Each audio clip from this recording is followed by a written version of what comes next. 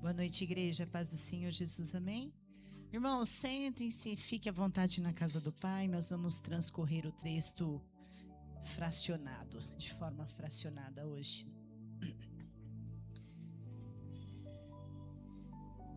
Fala para o seu irmão que está aí do seu lado. Deus vai falar com você hoje. Fala mais alto que eu não estou conseguindo ouvir nem o sussurro. Deus vai falar conosco hoje, amém? Eu creio assim, porque Ele falou comigo já através dessa palavra. Ele já falou comigo essa madrugada nessa palavra. Irmãos, eu tenho vivido umas guerras espirituais bem grandes mesmo. Mas amém por isso. Eu aprendi ao longo dessa caminhada com Cristo que toda vez que eu vivo uma fase muito ruim, uma fase muito pesada, uma fase de grandes desafios, eu aprendi que vem a próxima fase. Então, todo momento que eu estou agora, tá, irmãos? Não foi sempre assim. Teve momentos que eu vivi guerras na minha vida que eu falei, eu acho que eu vou desistir, porque é muito difícil. Eu não vou suportar, eu não vou conseguir.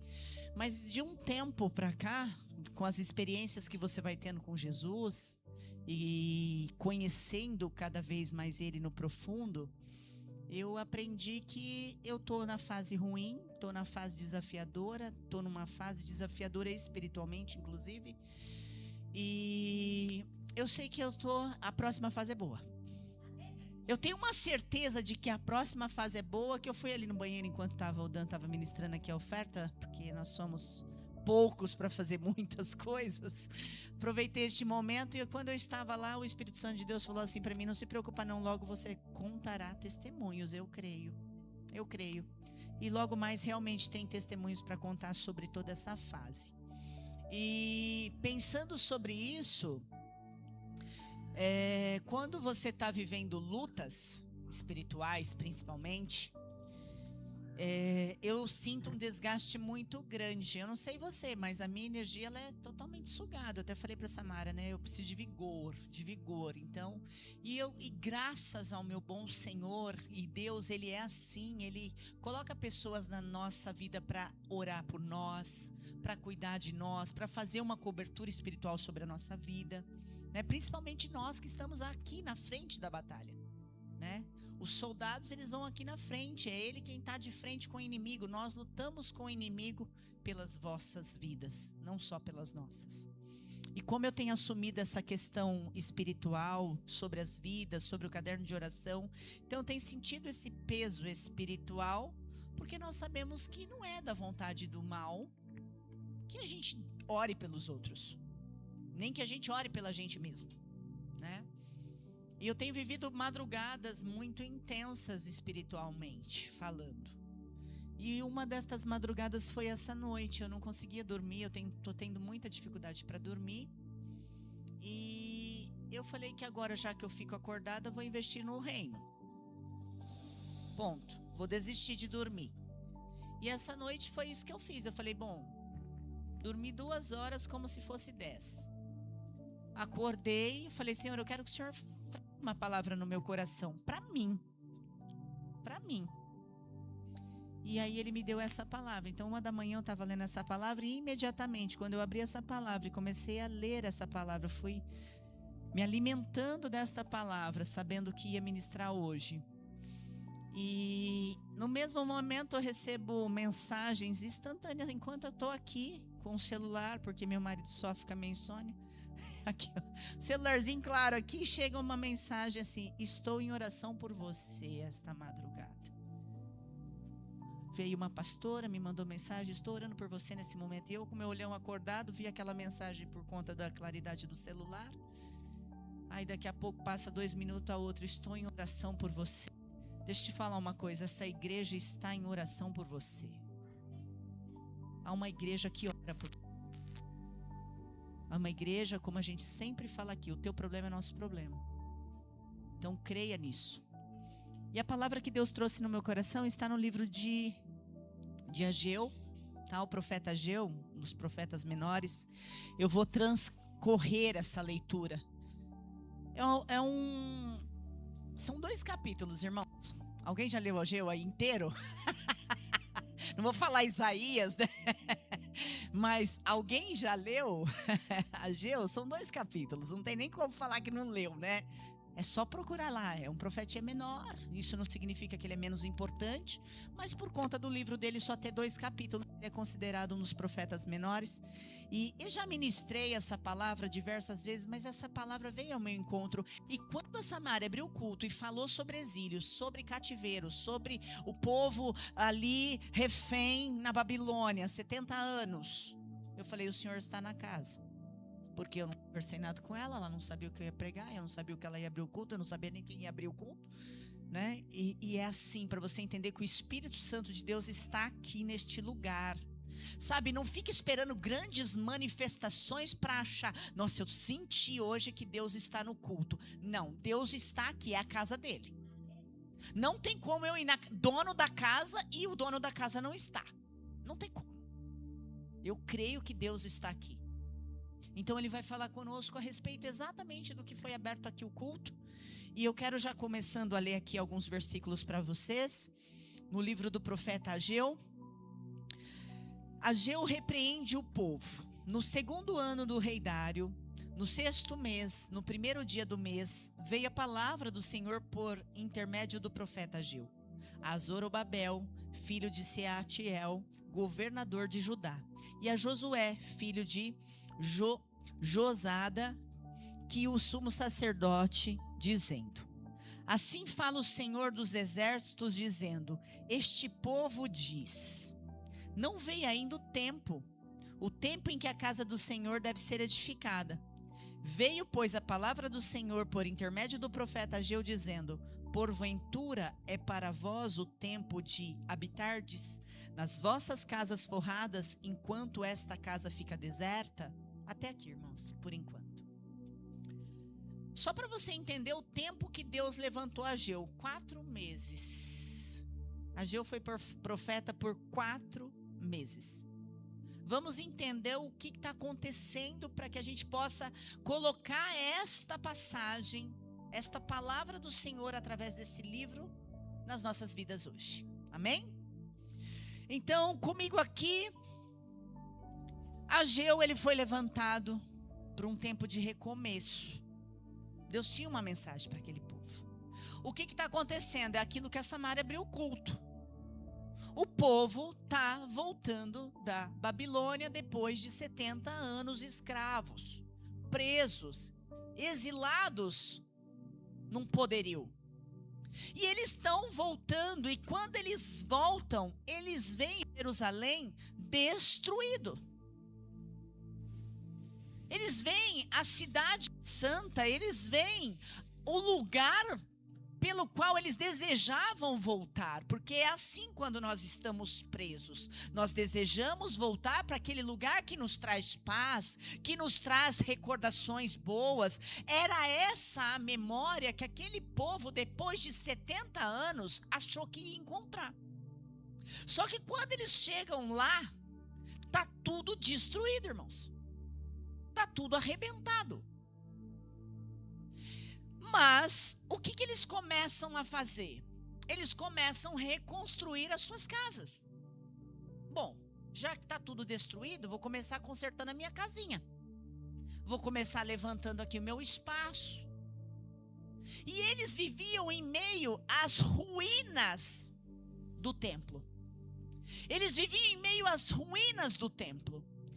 Mas Deus, ele levanta Ageu nesta época para falar exatamente o quê?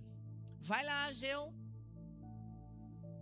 fala para o povo que enquanto eles estão vivendo em casas forradas, que foi o que eu li aqui no versículo 4, a casa de Deus está descoberta.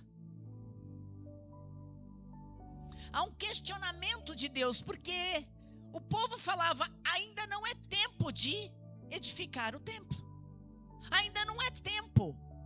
Quantas vezes Deus pediu algo da tua parte, para a tua vida espiritual, e você falou: mas ainda não é tempo? Quantas vezes Deus requer de nós posicionamentos e a gente fala: mas não estou preparada ainda. Quantas vezes Deus aponta um comportamento que é ruim nas nossas rotinas, em nossas vidas, e a gente fica dando desculpa e falando, mas o tempo não é oportuno.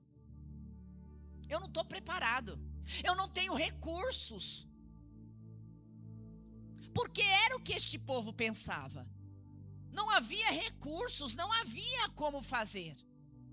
Mas para fazer as suas casas havia recurso. E nós não somos diferente desse povo. Porque quando é para nós buscarmos algo para nossa vida pessoal, nós movemos montanhas. Mas quando é para nós nos movimentarmos para algo que é espiritual, a tendência do ser humano é paralisar, olhar para as circunstâncias, olhar para a escassez de recursos. E Deus levanta Ageu para falar, quando é o tempo então? Se Deus está falando que é o tempo. Quando é o tempo então? Se Deus ele é atemporal, ele está fora do meu tempo, ele está fora do espaço, ele está fora da matéria. Quando é o tempo que você vai se posicionar na sua vida espiritual? Se a palavra estiver muito dura, irmão, pode dar uma cochiladinha, não tem problema não. Mas você vai sair daqui hoje, há um caminho sendo apresentado para você. Porque foi cantado aqui, o Dan canta muito isso, mas foi falado aqui que Deus ele é dono do ouro e da prata, né? É no livro de Ageu que consta essa passagem. Então Deus está preparando um tempo para prosperar este povo. Mas enquanto este povo estiver olhando para a prosperidade, enquanto este povo estiver olhando para os seus próprios umbigos, não há e não haverá. Pode orar o que você quiser, não haverá prosperidade financeira na sua vida.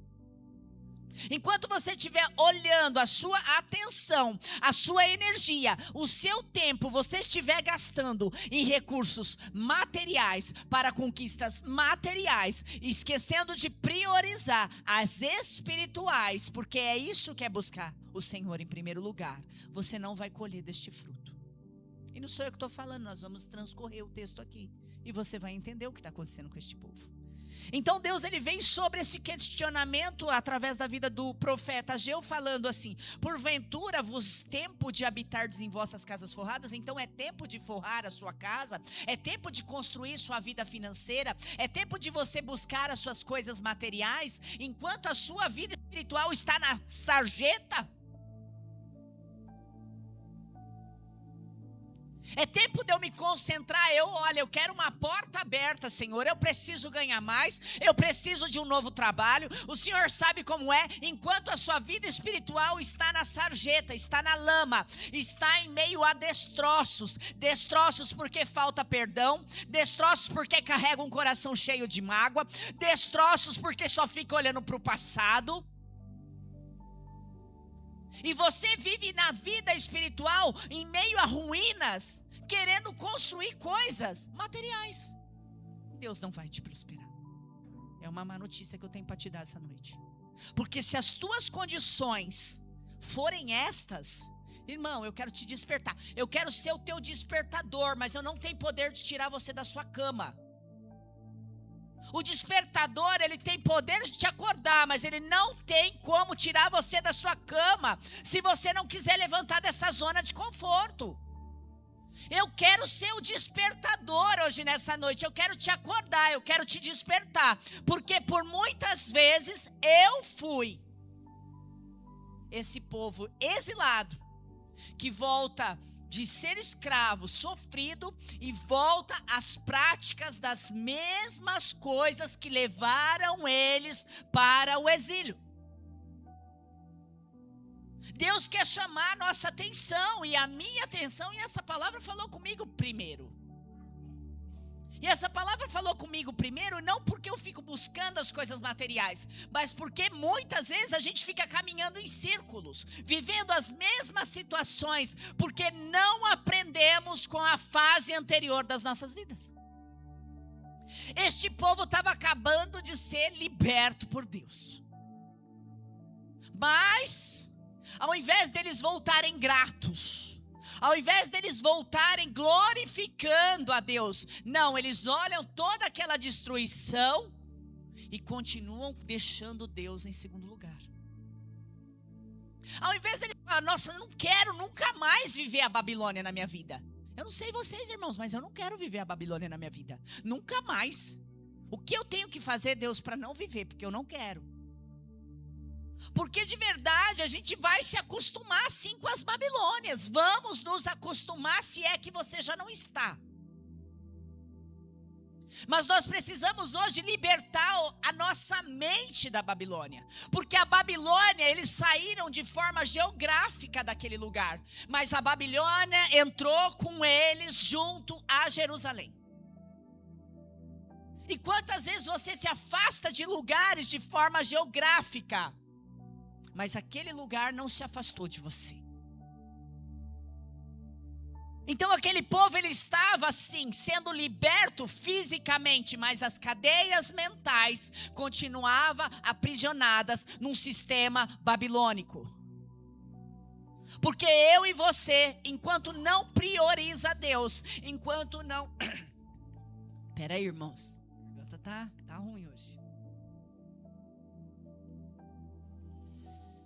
Porque enquanto eu e você priorizarmos as nossas receitas, as nossas finanças, o nosso carro, a nossa casa, os nossos filhos, o nosso casamento, irmãos, tudo isso é material, porque se eu morrer agora eu não tenho poder de levar meu marido, não.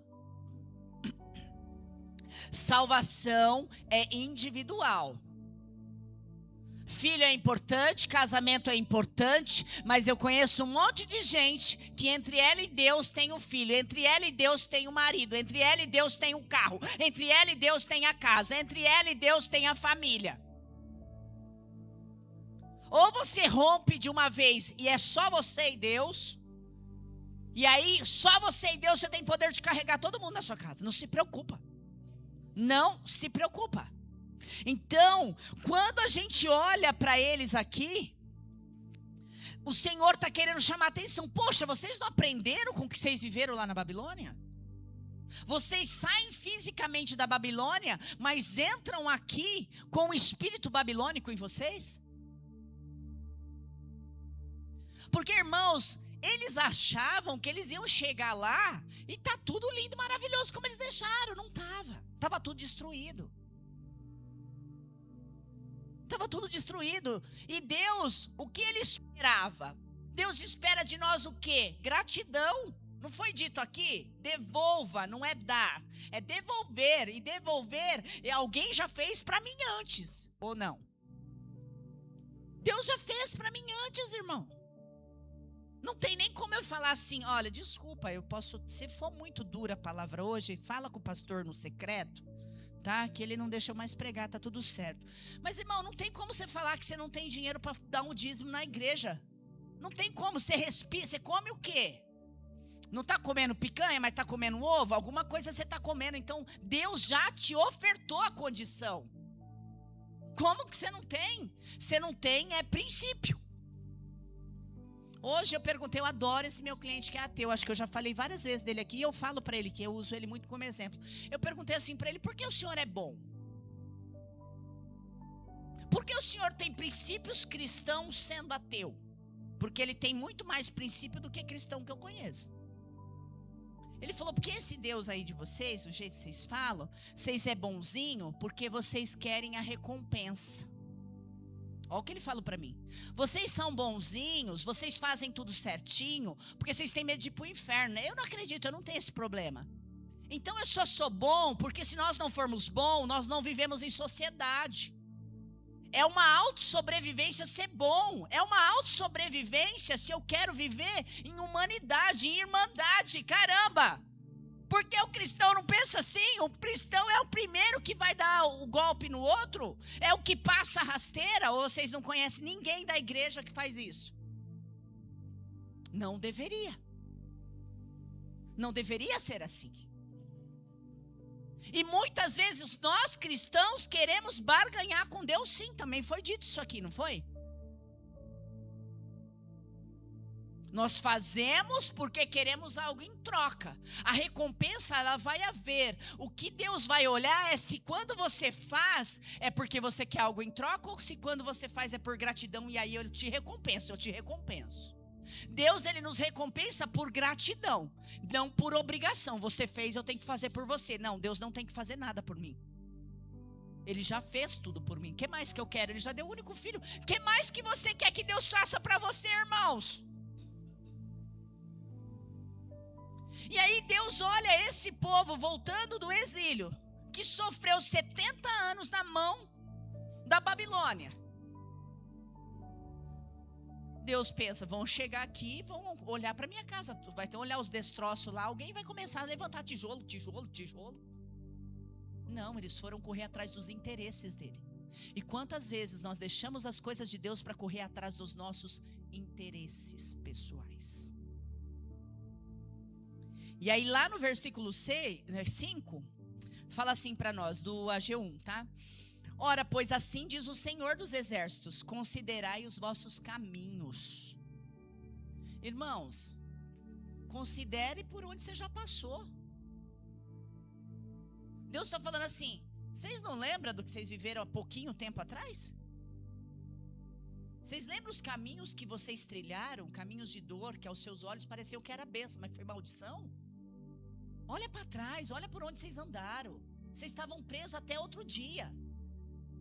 Ainda assim, vocês não estão ignorando, porque o templo significava a presença de Deus.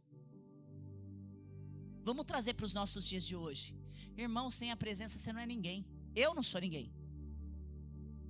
Eu não sou ninguém. Se eu estou aqui hoje podendo trazer uma mensagem dos céus para os nossos corações, é pela misericórdia dele. Aí ele fala assim no versículo 6. Esse é o mais grave. Semeais muito, recolheis pouco. Porém não vos fartais, bebeis, porém não vos saciais, vestivos, porém ninguém se aquece, e o que recebe salário recebe num saco furado. Como que tá aí, Dan? Volta um pouquinho, 6, a parte A.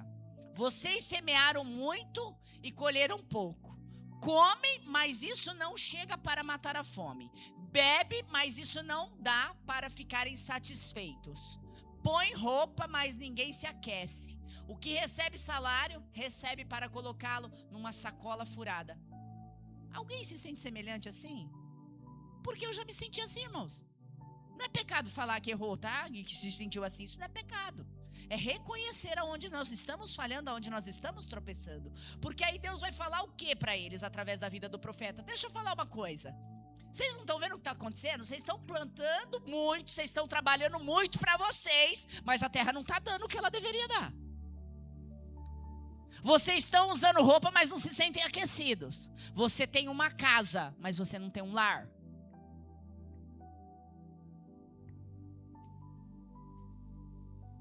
Você tem um marido, mas você não tem uma só carne. É Deus chamando a nossa atenção para a gente tirar o foco daquilo que é Ele quem dá a multiplicação. Ou não é Deus que dá a multiplicação? Quando eu olho para a parábola, quando eu vou lá no Evangelho, que eu olho Jesus, não é parábola, Jesus falando, os seus discípulos incrédulos, Jesus, o povo está com fome, vamos dispensar eles. Olha esses discípulos incrédulos, o povo está com fome, vamos dispensar eles logo. Do lado de Jesus, irmãos. Ninguém cogitou que se ele transformar água em vinho, ele não podia multiplicar também? Ele não podia dar o que comer? Aí Jesus fala assim, não sei, não tem, vê o que tem aí no meio do povo. Sabe por quê, irmãos? Para haver a multiplicação vai começar com você, com quem você tem. É a partir daquilo que Deus já colocou na tua mão. Mas esse povo não entendia. Só que quando o profeta começava a apontar as dores, porque quando Deus começa a mostrar para nós aonde está o nosso coração, e é assim exatamente que eu quero que você saia desse culto, não é feliz, é com raiva de você.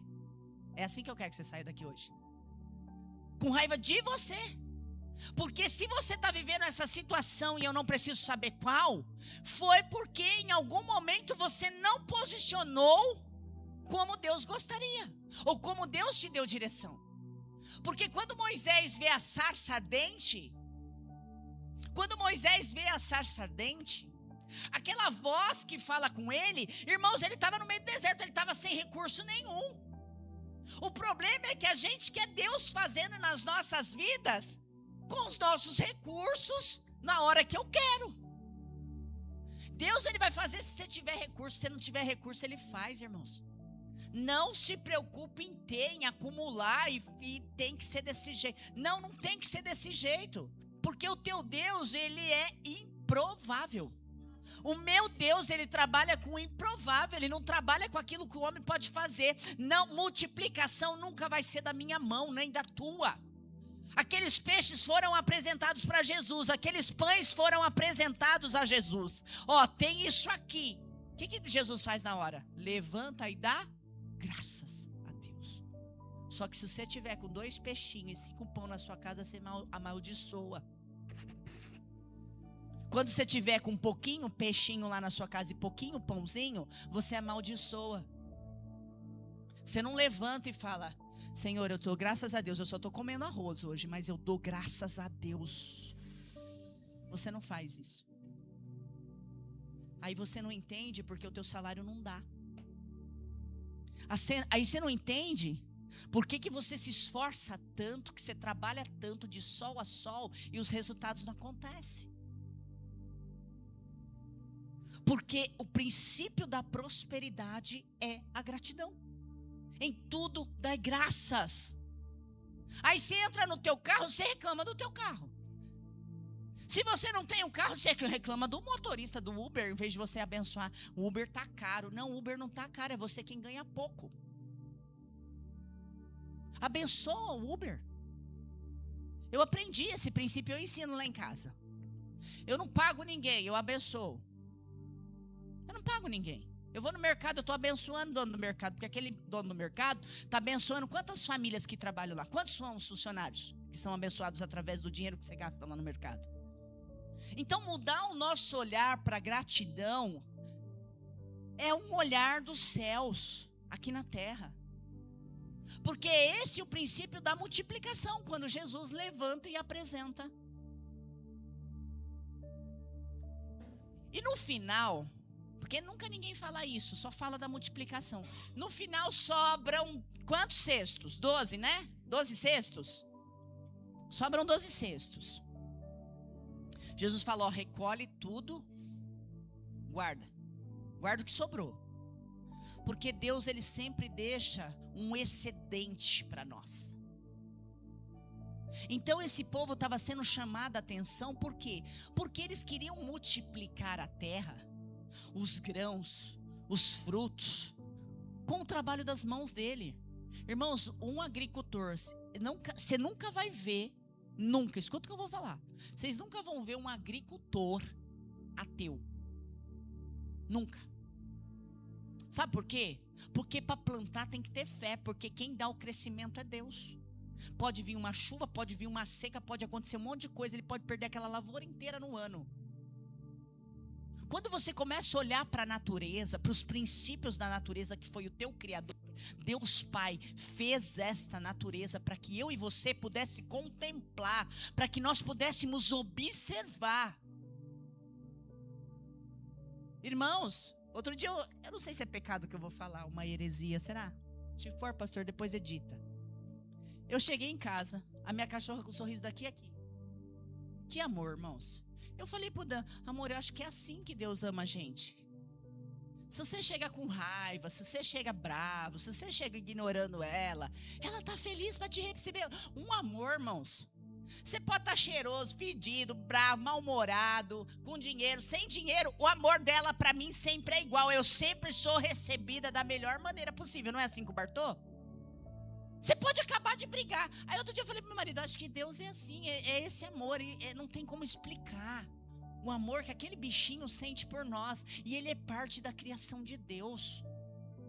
Ele foi feito por Deus.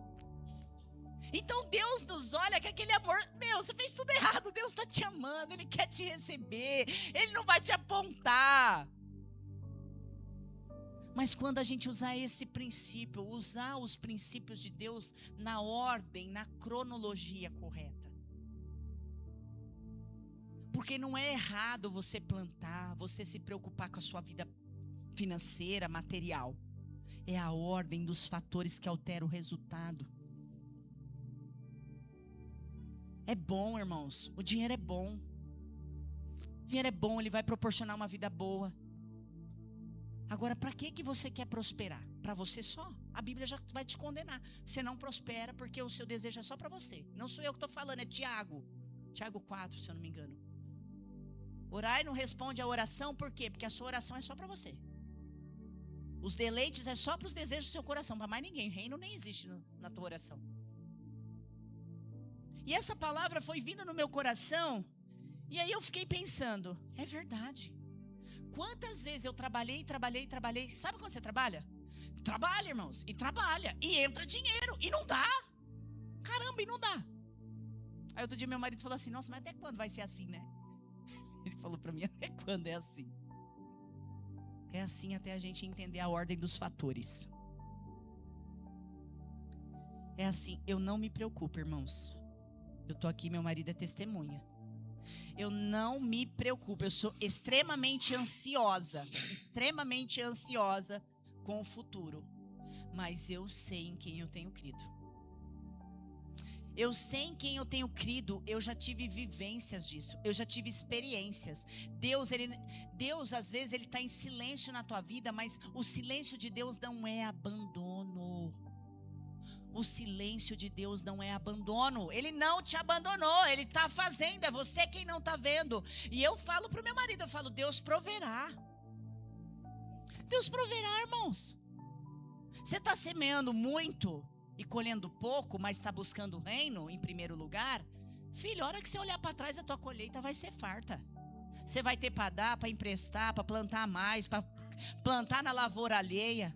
Irmão, sabe, não tem um ditado no mundo que fala que a grama do vizinho é? A grama do vizinho é o quê?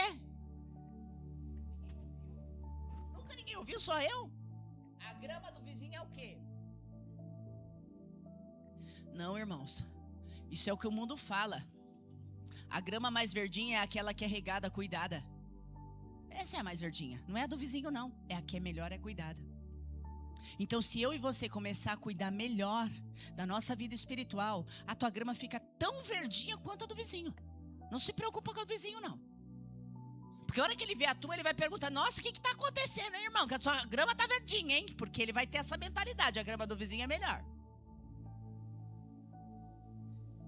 E dificilmente, quando Ageu começa a falar isso aqui para o povo, eles começam a ter consciência, eles não acham ruim com Ageu. Eles começam a falar, é verdade, né? Nós estamos semeando bastante, mas não estamos colhendo nada, é verdade. Não, o que o profeta está falando vem dos céus. E às vezes, você vem aqui, Deus te dá uma direção, aí você fala, mas será? Muriel conhece a minha vida? Mas será mesmo que essa palavra veio dos céus? Nós precisamos ter humildade e olhar para nossas vidas e falar, não, realmente, eu estou fazendo errado, eu estou me preocupando com as coisas materiais. Eu estou preocupado se eu vou ter, se eu não vou ter o dinheiro para pagar a conta. Irmãos, eu não me preocupo mais com isso, eu tive experiências, eu quero alguns momentos contar testemunhos sobre isso. Eu tenho muito testemunho para contar da vida financeira. O pastor agora trabalha comigo, o Benhor já trabalhou mais de perto comigo. Eu não me preocupo em fazer venda. A venda chega até mim, ela chega até mim. Só que quando ela chega até mim, quando o meu salário, a minha comissão chega, ela tem propósito. Ela tem propósito. E o propósito nunca é só para mim. O propósito nunca foi só para mim. Então, se os teus celeiros, você está vendo os teus esforços, você está trabalhando, você está plantando, você está se esforçando e as coisas não estão acontecendo, pede para o Espírito Santo de Deus te revelar aonde é que você está errando. Porque crises, elas virão, irmãos. Sabe por quê? Porque você precisa ter um espinho na carne. Se você não tiver um espinho na carne, você não veio nesse culto hoje, você não vem. você não vem, irmãos. Eu não venho. Eu não venho. Porque quando a nossa vida está tudo bem, a gente esquece do princípio da gratidão. Nós não volta nem para agradecer. Sabe aqueles 10 que foram? Só um voltou. Poucos voltam para agradecer. Hoje eu falo com orgulho porque eu estou aqui pela graça e porque eu entendi isso. Antes não era assim. Antes não era assim, irmãos. Então, o profeta vai falar assim, aqui. Assim diz o Senhor dos Exércitos.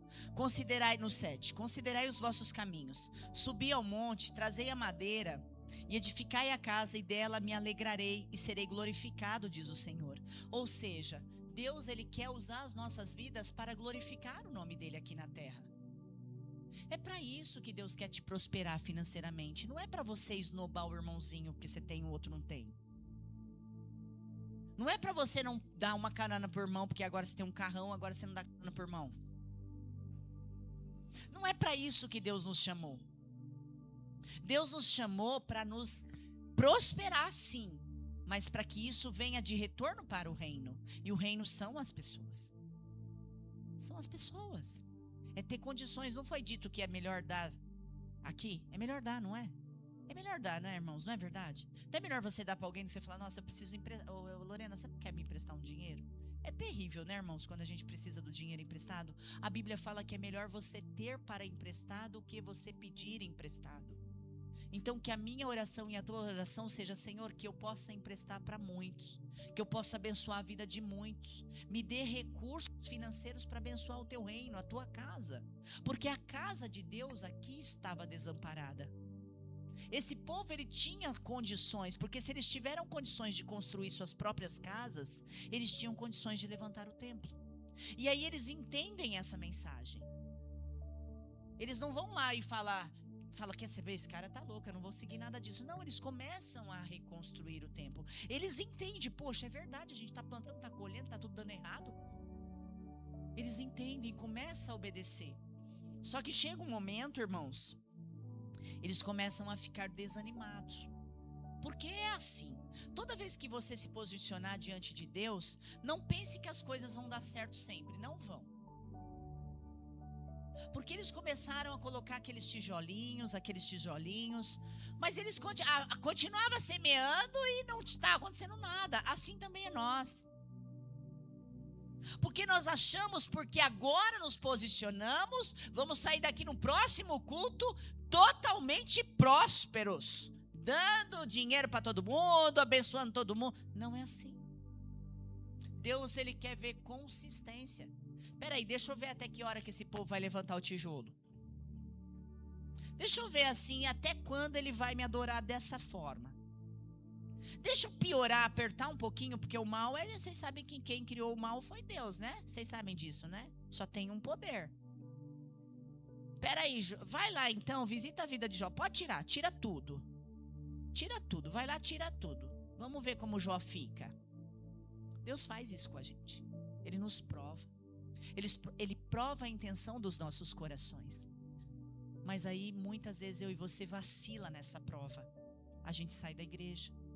A gente fala, mas agora que eu me posicionei, agora que eu parei de fumar, agora que eu não bebo mais, agora que eu não falo mais palavrão, nossa, agora que eu oro de madrugada, nossa, agora que eu faço jejum. Ou seja, você está construindo tijolinhos nesse templo espiritual, agora que é a tua casa, é o teu coração. Só que como você não está vendo as coisas acontecendo, você acha que Deus não está trabalhando. Mas Deus quer ver até onde vai a tua consistência. Deus quer ver realmente se esse posicionamento que você assumiu, até onde vai. Ou é uma segunda intenção, como meu cliente falou. Peraí, eu vou me posicionar porque eu tenho a intenção de viver uma vida próspera. Eu quero viver a multiplicação, então eu me posiciono. Eu faço aquilo que agrada a Deus, porque aí Deus vai fazer aquilo que me agrada. Você não vai receber. E o povo começa ali a murmurar, sabe? E fala, poxa, mas agora que a gente voltou à construção do templo. E aí o profeta vem e Deus, ele é exatamente assim. Ele é exatamente assim. Eles começaram a obedecer essa voz. E quero já deixar uma pergunta aqui para vocês. Qual é a voz que você está obedecendo? É a da serpente lá do Éden? Qual é a voz que você está ouvindo? Qual é a voz que tem falado no seu coração nos seus dias maus? É a voz do Espírito Santo falar não, porque aí esse povo vai ouvir exatamente assim, ó. No versículo 2, 4. Ora, pois, esforça-te, Zorobabel, diz o Senhor. Esforça-te, Josué, filho de Zodaque, sumo sacerdote. Esforça-te todo o povo da terra, diz o Senhor, e trabalhai. Porque eu sou convosco, diz o Senhor dos Exércitos. Ou seja, a partir do momento que eu começo a construir tijolinhos na minha vida espiritual, poxa, eu vou mais vezes ler a palavra de Deus. Eu vou entrar na meditação aí dos provérbios com as meninas da igreja. Eu vou subir ao monte. Eu vou fazer um jejum. Eu vou orar de madrugada. Cada tijolinho desse que você está reconstruindo ou reconstruindo, você que às vezes se afastou em algum momento, está reconstruindo a sua vida espiritual. Ele fala assim, esforça. Não é porque você não está vendo o resultado. Se você está me adorando, se você está me buscando, demais. Porque quando eu sou afrontado, eu desço mais, irmãos. E Jesus, ele me conhece. E acho que é por isso que ele pega tão pesado comigo. Porque aí eu recebo muita afronta, então aí eu desço mais. Eu aprendi que descer mais me traz a vitória. E não fugir. Porque o mal, ele vem com pressão para cima de você. Mas bota pressão nele. A Bíblia fala, resistir ao mal e ele fugirá de vós. Resistir é se posicionar. É não arredar o pé da onde você escolheu estar. É não arreda o pé, irmãos. Não está acontecendo nada, não está dando resultado, não arreda o pé. Se Deus está em primeiro lugar na sua vida, no momento oportuno, Ele vai falar o que para nós? Esforça-te e trabalha. Esforça, mas continua subindo os tijolinhos aí do templo. Esforça, porque aí ele vai aqui, ó. Minha é a prata, meu é o ouro, disse o Senhor dos Exércitos. A glória dessa última casa será maior do que a primeira. Porque eles olhavam aqueles tijolinhos e falavam, gente, isso aqui nunca vai ser como era antes. Nossa, mas será? Por muito tempo eu vivia uma vida olhando lá atrás e falando, eu quero ter aquela vida de volta nessa vida de agora. Não, Deus quer vida nova na sua vida nova, na sua fase nova. Deus é Deus de novidade. E quando o povo olhava aquela construção, eles olhavam para aquilo, mas lá no fundo do coração deles, eles não acreditavam que aquele templo podia ser mais glorioso do que aqueles que ele conheceram antes. Então o desânimo batia, vinha a frustração, mas será? E aí Deus vem através do profeta e fala assim, olha, esse templo, essa fase, isso que já foi bom na tua vida, não chega nem aos pés do que vai ser agora. É isso que Deus estava falando, animando o povo através da vida do profeta. Ei, a glória da segunda casa será maior do que a primeira. E foi, irmãos, porque Ageu está aqui no finalzinho da Bíblia já para começar o Novo Testamento. Ou seja, aquele povo levantou o templo onde Jesus, aos 12 anos, vai ensinar. Onde veio para nós essa glória nesse templo foi exatamente maior do que a primeira, porque agora quem estava no templo, o véu está rasgado. Jesus estava nesse segundo templo reconstruído por eles, que eles não acreditavam, mas a profecia de Ageu se cumpriu quando nós vemos Jesus no Novo Testamento. Então aquilo que você está construindo para Deus, ainda que seja um tijolo, que foi muito esforço para você mudar, foi muito esforço para você abandonar certas coisas, os seus pecados de estimação, foi muito esforço, mas Deus está falando, ei, a glória da segunda casa será maior do que a primeira. Se esforça, continua trabalhando, continua fazendo. Eu não te abandonei porque estou em silêncio. Eu estou trabalhando em favor daqueles que me servem, daqueles que se posicionam, daqueles que escolheram estar com Deus. É uma escolha, escolher estar com Deus. E as outras coisas vos serão acrescentadas. As outras coisas, o que é que você precisa nessa noite, materialmente falando? O que é que você precisa? Isso se encaixa nas outras coisas. Que nessa noite você venha despertar, porque Deus, ele vai falar nesses 2 capítulos apenas. O que Ele quer de nós é reverência, é temor, é colocar Ele em primeiro lugar, é saber que tudo que eu preciso está nele. Ele é fonte, Ele é recurso inesgotável. O que você precisa é saúde, Ele tem para te dar. Ele não te vê doente, Ele não te fez doente. Há um estudo que fala que Jesus levou sobre si as nossas enfermidades, e falam que foi 39. Não sei como contaram. Mas são 39 tipos de doenças que desencadeiam outras. E aí Jesus vem e fala aqui: eu levei sobre mim as tuas enfermidades. Por que você se vê doente? Será que não são suas escolhas que têm te deixado doente? Jesus briga comigo toda hora, gente. Nós precisamos viver mais isso aqui, na ordem correta. Na ordem correta.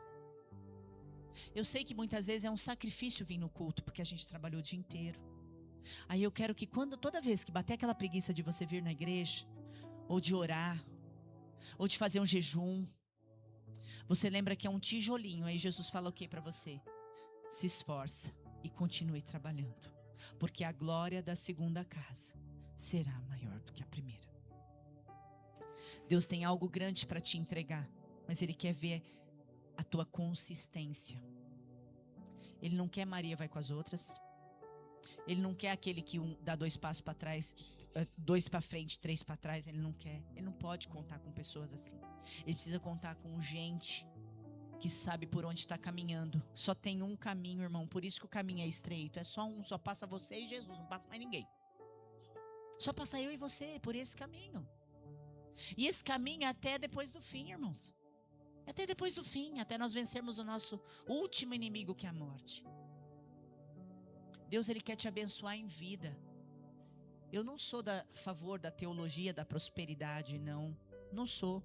Mas Jesus não morreu na cruz para eu viver uma vida miserável. Desculpa, irmãos, essa é a minha fé. Jesus não morreu. Ele falou para mim, Ele prometeu para mim uma vida abundante e uma vida eterna. Todos os dias eu invisto na minha vida eterna. Mas Ele vai permitir eu viver a vida abundante, porque é uma promessa e Jesus não mente. Jesus não esquece das orações. Lembra do quadrinho? Jesus não esquece das orações que você fez há 10, há 20. O que você está vivendo hoje é fruto das suas orações, dos seus posicionamentos com Deus. Então não reclama da fase que você está vivendo hoje. Você está na melhor fase. Deus não erra quando te colocou nessa fase. Se não está boa, Ele está te ensinando. Se está boa, desfruta e transborda. Se está boa, desfruta e transborda. Se está ruim, Ele está te ensinando. Ele está te preparando. Ele está te moldando. Sabe, agora a gente vê um monte de crente, de cristão, vivendo uma vida de aflição. Irmão, a aflição é de vez em quando, não é sempre. Tem algo errado. Se você viver uma vida de aflição e de vez em quando um desfrute, de vez em quando a vida fica feliz, não, tá errado. Senhor, ora o Salmo 139. Essa é a oração para você. Salmo 139 vai falar: sonda-me, Senhor, e me conhece. Então me conhece, Jesus te conhece. Fala para Ele revelar onde você está fazendo errado, aonde que você está errando.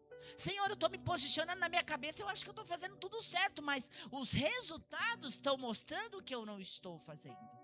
Então revela-te a mim, aonde o Senhor quer que eu mude, o Senhor quer que eu quebre o meu orgulho, o Senhor acha que eu preciso pedir perdão para alguém, eu preciso me posicionar de uma outra maneira.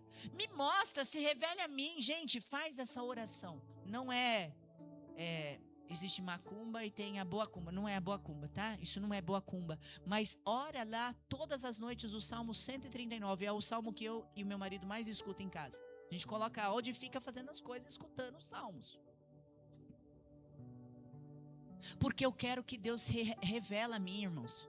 Porque tem pecados que estão ocultos em nós e nós já nos acostumamos com eles. Nós já virou iniquidade, sabe?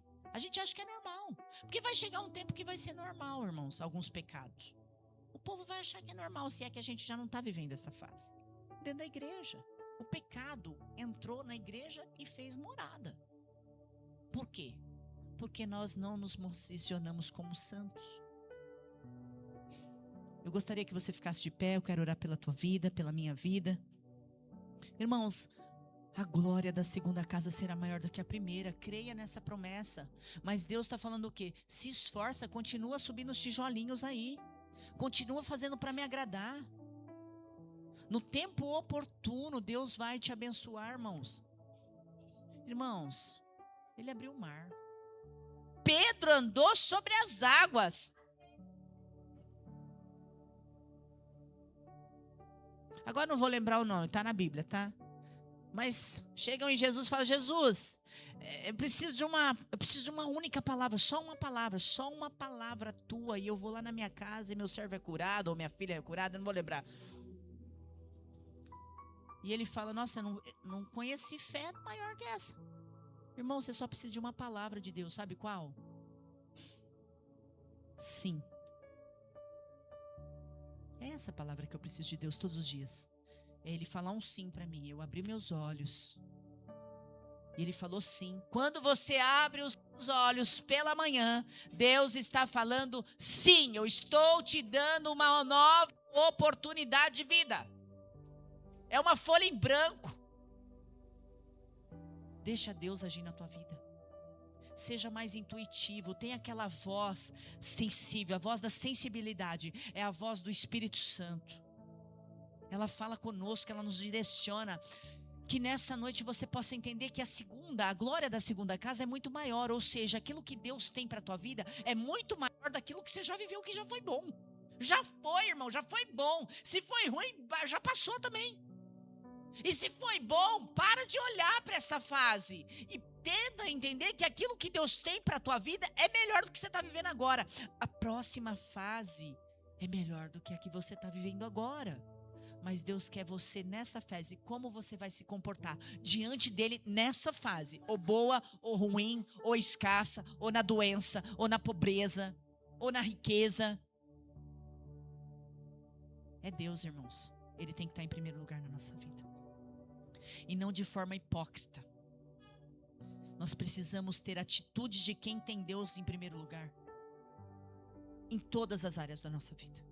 Então, eu vou pegar o casal, não é pessoal, tá? Por favor, não é pessoal. Mas a Lorena hoje não quer vir pro culto. Vamos, Lorena, pro culto. Não, eu não quero. Então também não vou. Então se você não vai, eu não vou, não. A semana que vem, domingo nós vai, né? Aí vem o filho, a benção, e fala assim: é verdade, vamos ficar nós três aqui, gostoso, em casa, hoje? Irmãos, tem que ter alguém que desperta, tem que ter alguém espiritual nessa casa. Porque tem dias que nós estamos carnal, não é assim?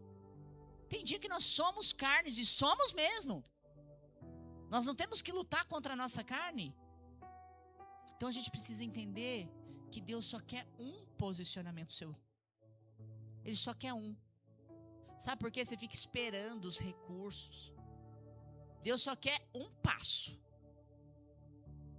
Depois ele vai pavimentando o chão onde você vai pisar. Ele vai colocando o chão. Nossa, mas você está à beira de um abismo. Mas dê um passo, porque se você estiver com Deus na beira do abismo, Ele cria o chão para você pisar. Não se preocupe. Feche teus olhos. Senhor Deus e Pai, eu quero primeiramente te render graças, Pai. Eu rendo graças a Ti essa noite, porque a Tua misericórdia nos alcançou. O Teu amor nos alcançou hoje, Pai. Apesar das nossas falhas, dos nossos erros, dos nossos maus pensamentos, Pai. Aqui está o Teu povo, Senhor, animado por uma fé, por uma esperança, por uma porta aberta nessa noite. Que o Senhor possa falar no coração de cada um. Revele a nós, Pai, aonde há necessidade de mudança, aonde há necessidade de transformação, Pai.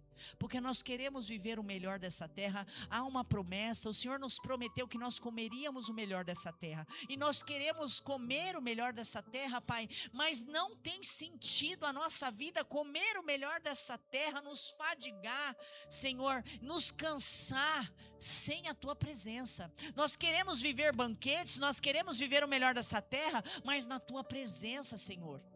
Então desperta para que nós venhamos ter uma fé racional, uma fé inteligente, Pai, de entender que todas as coisas que nós necessitamos está em Ti, não é na força do meu braço, não é na minha sabedoria, não é nos cursos que eu fiz, não é no meu dinheiro guardado no banco, não é no carro que eu ando, não é na casa que eu moro, não é sobre estas coisas, Pai, nesta noite, onde nós depositamos tanta nossa confiança, Senhor, que nessa noite nós venhamos depositar a nossa confiança total na Tua presença.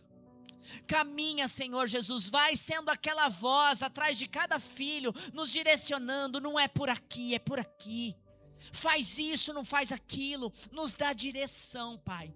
Nós precisamos de direção para as nossas vidas, porque sabemos que o Senhor tem as janelas dos céus sobre nós abertas, com bênçãos sem medidas nos esperando, mas para aqueles que têm se posicionado, olhando para o Senhor como um Pai que é digno, que é merecedor de toda a honra, de todo louvor, de toda exaltação, de toda a nossa gratidão, Pai. Se nós podemos respirar esta noite, é porque o Senhor esteve e está conosco, Pai. Se nós podemos estar aqui de pé, se nós temos saúde para chegar nesse lugar, foi o Senhor. Se o Senhor preparou o carro para nós estarmos aqui, a gasolina, o dinheiro, foi o Senhor, Pai. Que nós venhamos ser gratos, que nós aprendemos a dar graças a Ti, Pai, ainda no pouco, porque é sobre o pouco, sendo gratos sobre o pouco, que o Senhor nos colocará no muito, Pai, e que nós possamos viver grandes coisas,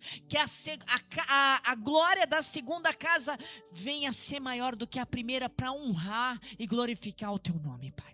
Esse é o desejo, é assim que eu oro, Pai. É o desejo do meu coração para a Tua igreja, Pai.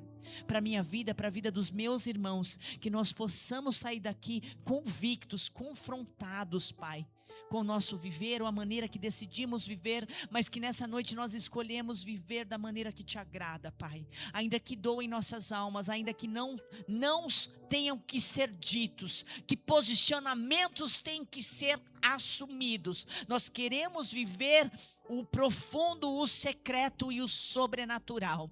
É isso que eu oro, é isso que eu Te peço nessa noite, e eu agradeço a minha rica oportunidade, Senhor. As palmas para o Senhor Jesus nessa noite. Amém?